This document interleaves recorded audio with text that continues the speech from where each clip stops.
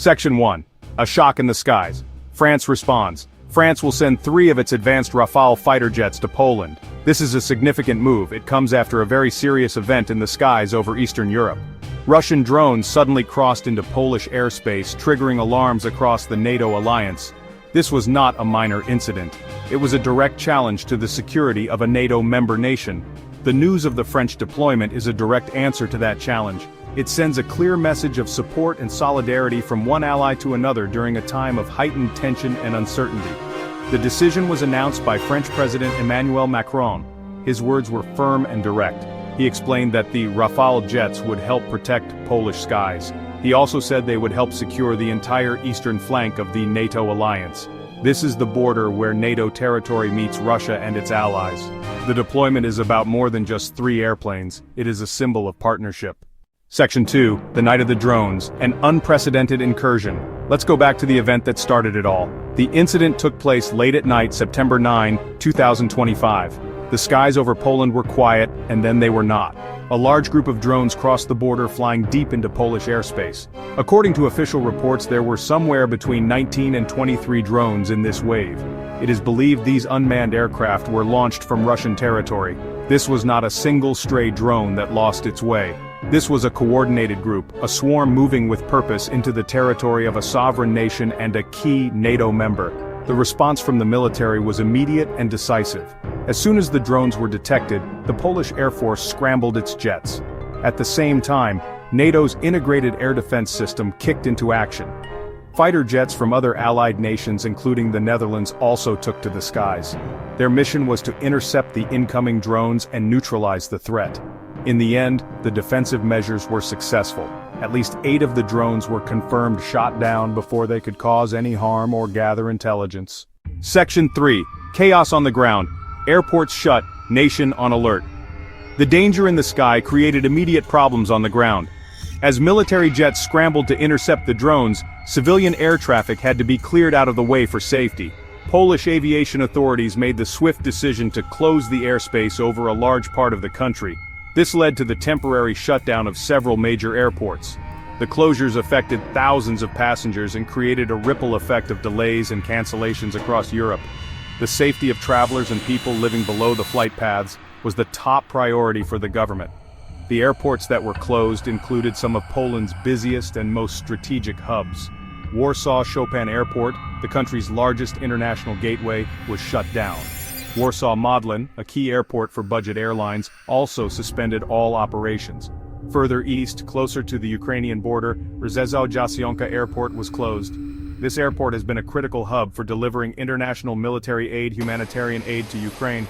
Lublin Airport was also affected. The sight of empty runways and silent terminals was a stark reminder of the gravity of the situation unfolding overhead. Section 4. Poland invokes Article 4, a call for NATO unity.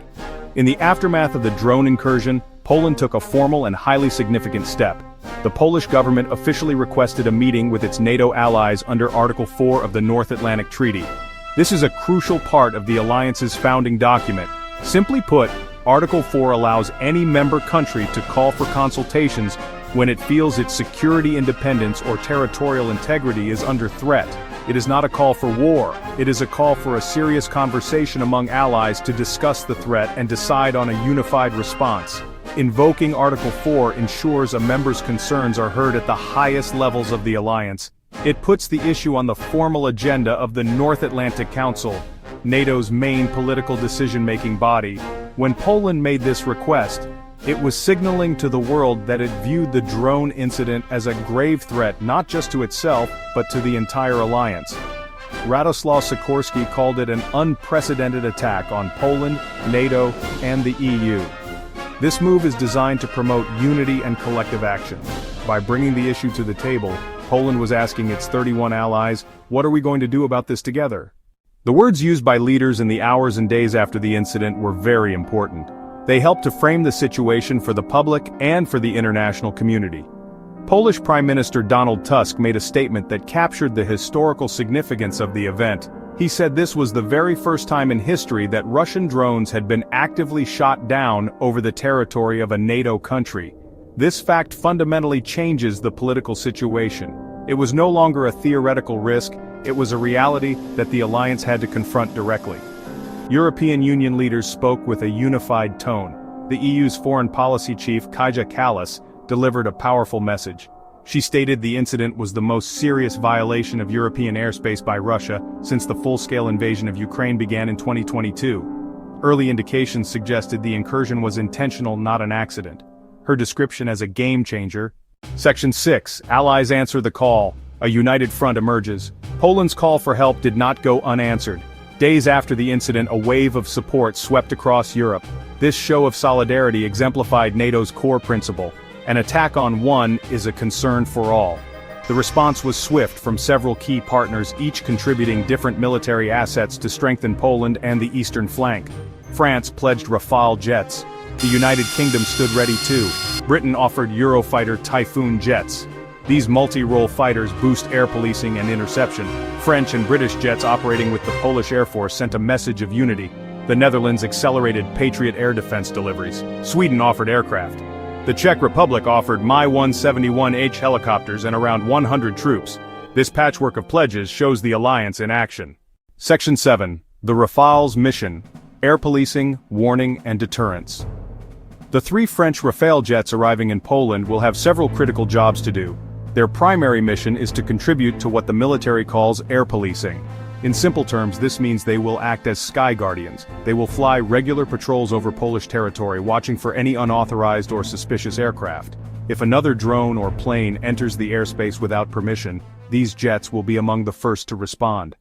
They can quickly fly to intercept the intruder, identify it, force it to leave, or neutralize it as a threat. Beyond simple patrols, the Rafales will play a key role in early warning. These are not just flying machines, they are sophisticated sensor platforms. The Rafale is equipped with a powerful radar and other advanced electronic systems that can see far into the distance. This allows the pilots to detect potential threats long before they reach Polish airspace. The information they gather is instantly shared across the secure NATO network. The Rafales are not just an addition, they are a force multiplier, enhancing the capabilities of the entire team and ensuring a seamless, coordinated defense of NATO's sky. Section 8. The view from Warsaw, a nation on the edge of conflict. For the people and leaders of Poland, the drone incursion brought the nearby war in Ukraine into sharp focus. The feeling in Warsaw and across the country is one of profound seriousness. Polish Prime Minister Donald Tusk captured this mood with a stark and sobering assessment. He stated that this situation brings us the closest we have been to open conflict since World War II. These are heavy words from the leader of a major European nation. They reflect the immense pressure and the historical weight of the moment. Poland finds itself on the front line of a new era of confrontation in Europe. This sense of gravity is not based on fear alone. It stems from Poland's unique geographic and historical position. The country shares a long border with Ukraine. It has been a steadfast supporter of its neighbors' defense. It has also welcomed millions of Ukrainian refugees. Because of this, Poland has always been aware of the potential for the conflict to spill over. The drone incident was not just a military event.